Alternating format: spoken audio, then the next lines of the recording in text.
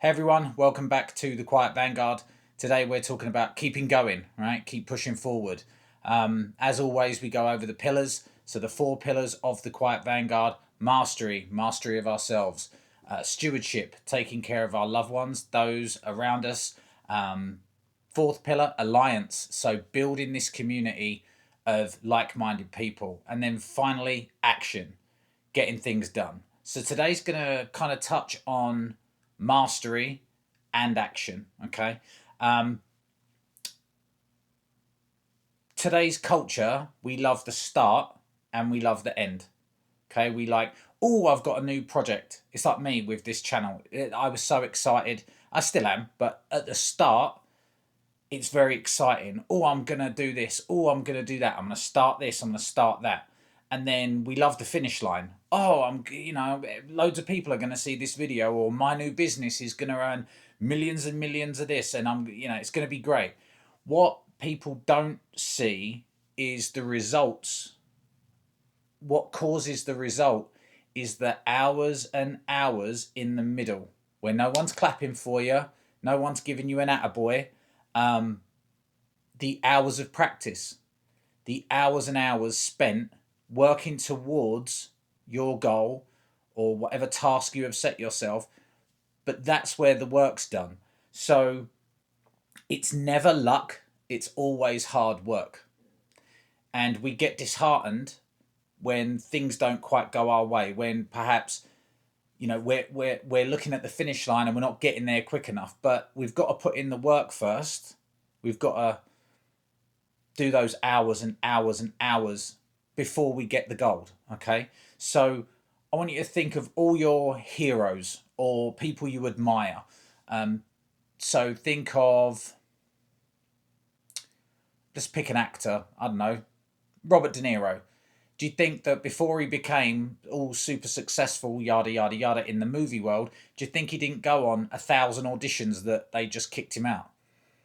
Yeah, look at Sylvester Stallone, classic example. Before he wrote Rocky, he was just a jobbing actor going to loads and loads of auditions and getting knocked back.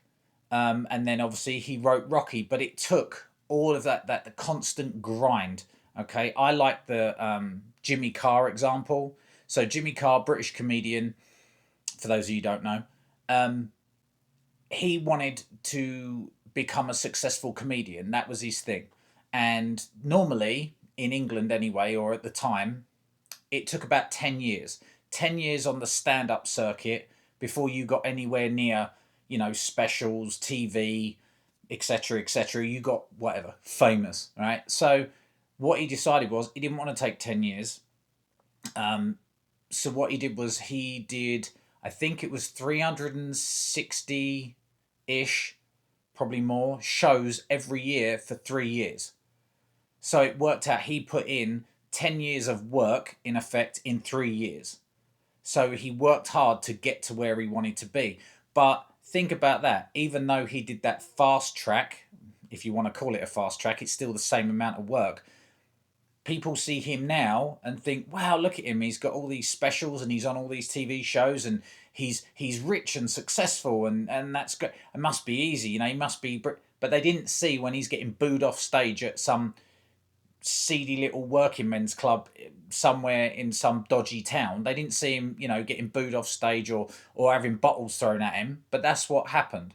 So again, what we like to do in modern society is we look at, these people we put up on pedestals and say, oh, they're lucky, aren't they?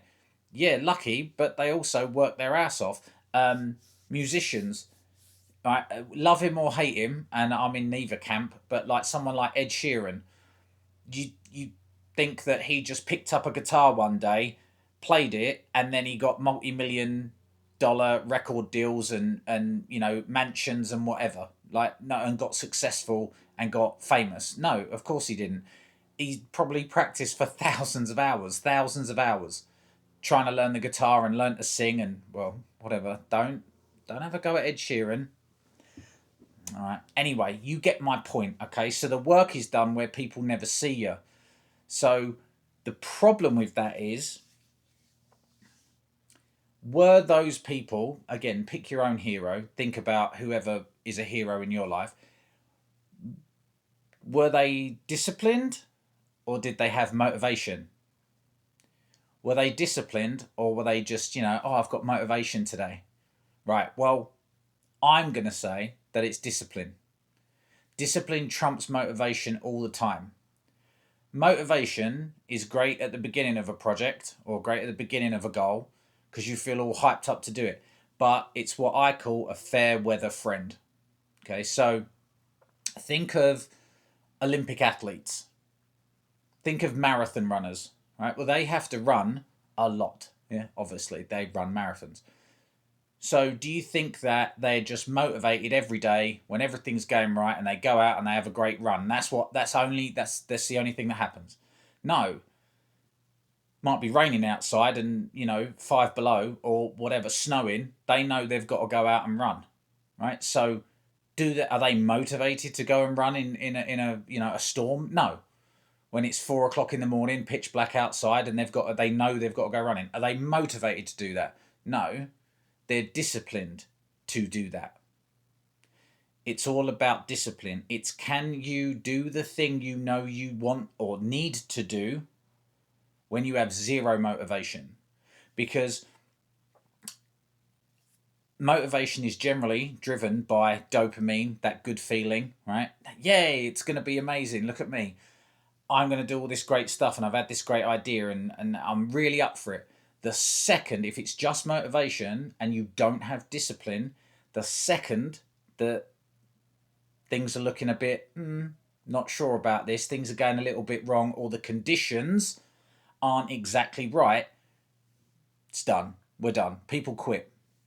And it's a shame because I call it like quitting before the gold. And I want you to think about bamboo. And if you don't know about bamboo, I'm here to tell you. And I'm going to read this from my notes so I don't get the things wrong and then people put in the comments, oh, you were wrong about bamboo. All right, well, let me read it. Chinese bamboo seed requires daily watering and care for 4 years. So you put the seed in the ground, first year, you're watering it. Okay? Nothing. Second year, watering it every day. Nothing.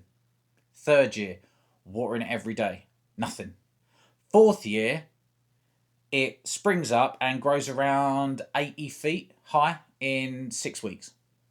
So I want you to think of that's you, right? When you've got your idea or whatever you're doing, whatever your goal is, and you're working and you're working and you're working and you think there's nothing to show for it. There's nothing to show for it. Keep going, keep working, it will happen. Your project is, your business is, whatever it is that your is your bamboo. It might not happen in year 1 or year 2 or year 3 or year 4, but it will happen. And when it happens, so go back to Jimmy Carr. He's working 360 nights or 365 nights a year, getting booed off stage, getting hammered and, just on stage and like getting all the negative, and it's not happening. He's not where he wants to be. He's not a famous comedian. He's not where he wants to be. And then bam, look at him now. We don't want to be the people who quit in year 3. Right? Use the bamboo analogy. We don't want to be the people who quit just before the gold. If you keep going, you will get there. So how do we fix when we know what we want to do, but we don't want to do it? Right? It's very, very simple. We don't operate on motivation because that comes and goes, right? We operate on discipline. So it's doing the thing you know you need to do, even though you don't want to do it. Be honest, I have this a lot at the gym. I'll work out and I'm like, yeah, I'm going to go today. It's going to be great. And some mornings I wake up and I think, I don't want to. I'm tired. Does it mean enough? But I know that I want to keep myself healthy and that means a lot to me. So even when I don't want to go to the gym or I don't want to, get on that stupid elliptical cross trainer that is the bane of my life, I just don't like it, but it keeps me fit. So I do it. That's the difference between motivation and discipline. The second something doesn't feel good with motivation, it's gone. Discipline keeps you doing the things that you know you need to do and really you want to do, but you don't want to at the point. Just keeps you going. Um, how do we fix it? So what I want you to do is turn your goals or your whatever it is, whatever your is, turn it into a non-negotiable. So let's just use an example of you want to, you want to do a charity 5K run. That's your goal, right? You want to do a 5K, 10K, whatever it is.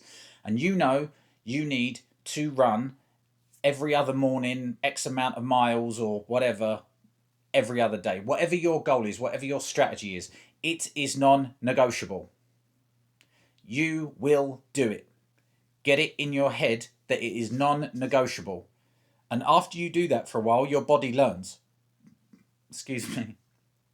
Sometimes in the morning, when I don't want to go to the gym, my body almost takes over and goes, yeah, I know you don't want to go, but we're going, aren't we? And I know we're going, right? But I'm just there, this morning I don't want to walk over there. I just don't want to do it. And then, but my body sort of goes along with it and does it because it's, trained to do that. So I want you to make your goals, your effort, your work non-negotiable.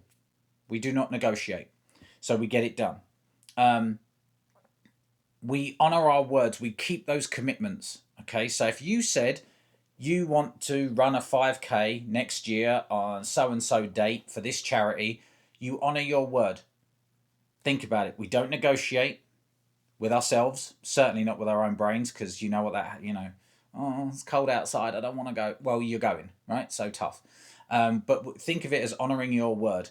If you said you're going to do something, do it. Think of your business. You started this business, and there was a reason you started it.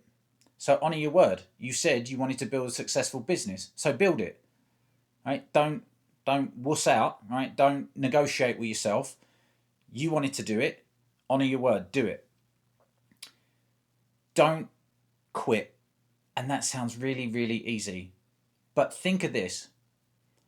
One more step, one more gym session, one more day, one more interview, one more thing. Just do one more.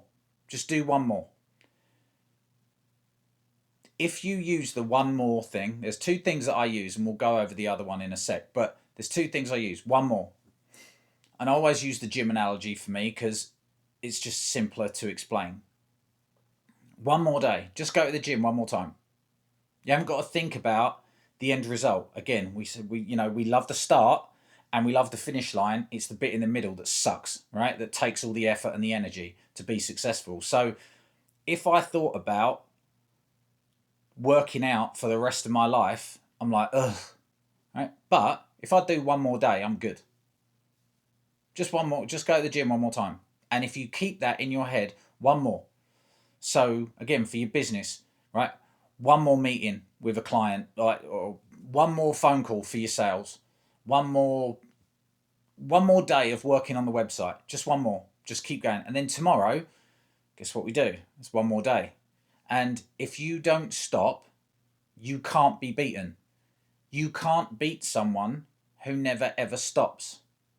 If you just get up one more time, do things one more. I want you to say it over in your head right now. One more. And if you do that, you'll be fine because you can't beat someone who won't stop, right? I want you to put your doubts away. Treat your daily work almost like mechanically. So if we know we have to do this, we get up, we get it done. We're not thinking, oh, I can't be bothered. Oh, I'm a bit tired. No, it becomes mechanical. Okay. So one more, it becomes mechanical, right?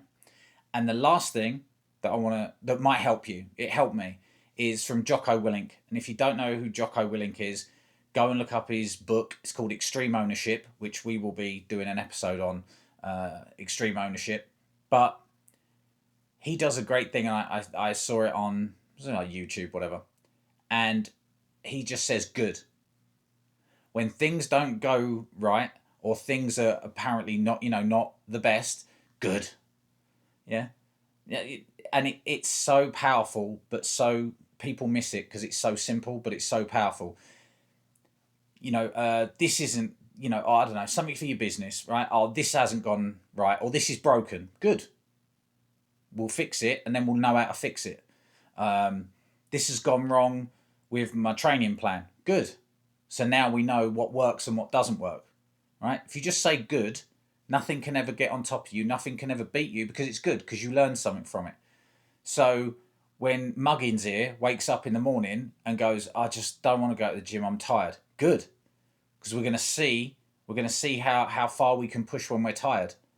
Yeah, we're gonna see if we can jump that hurdle, whatever. Right? So everything is one more and good.